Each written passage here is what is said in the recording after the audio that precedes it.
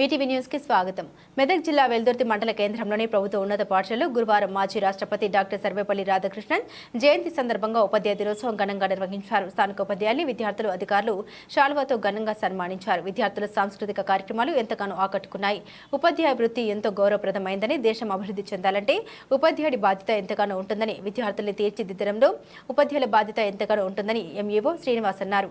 ఈ సందర్భంగా ఉపాధ్యాయులు చేస్తున్న సేవల్ని కొనియాడారు. ఉపాధ్యాయ వృత్తి నుండి ఒక రాష్ట్రపతిగా ఎదిగిన డాక్టర్ సర్వేపల్లి రాధాకృష్ణ ఉపాధ్యాయులకు ఆదర్శ నీడని ఈ సందర్భంగా వారన్నారు. జిల్లా స్థాయిలో ఉత్తమ ఉపాధ్యాయ అవార్డు అందుకున్న అర్చనను అధికారులు ఘనంగా సన్మానించారు.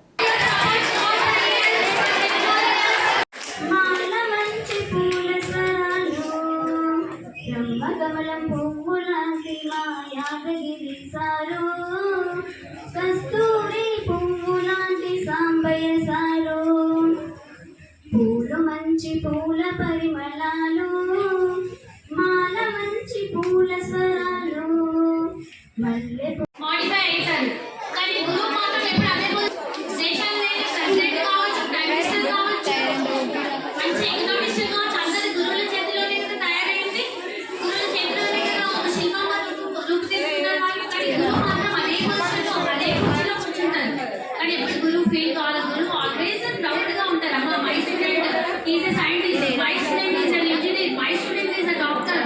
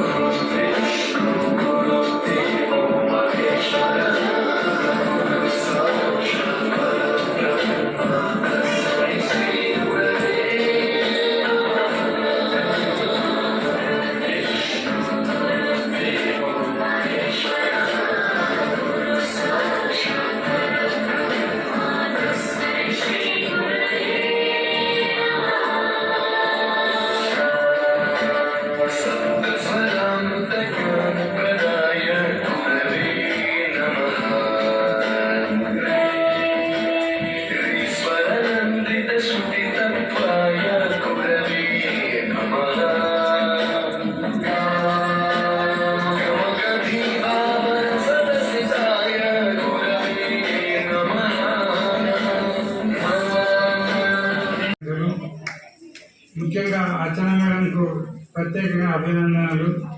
జిల్లా స్థాయి ఉత్తమ ఉపాధ్యాయులుగా ఎంపికై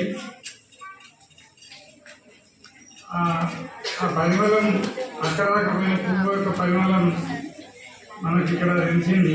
ఎంత పువ్వుల మీద చక్కటి మాల, ఒక అక్షరమాల తయారు చేసి అందరి మీద వేసేసింది. మరి చాలా ఇక్కడ ఇచ్చే ప్రతి మాట కూడా చాలా విలువైంది. ఎవరు మాట్లాడినా కానీ ఇది పిల్లలు కావచ్చు. మీకు ముఖ్యంగా బాణిశ్రీ మేడం మాట్లాడుతూ చాలా విషయాలు చెప్తుంది.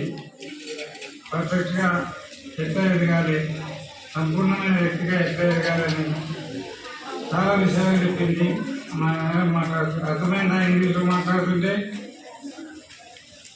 అర్థం చేసుకోండి. మేడం పోటీగానే తయారు కావాలి. ఇంగ్లీష్ మాట్లాడేవాళ్ళు చాలామంది ఎదగాలి.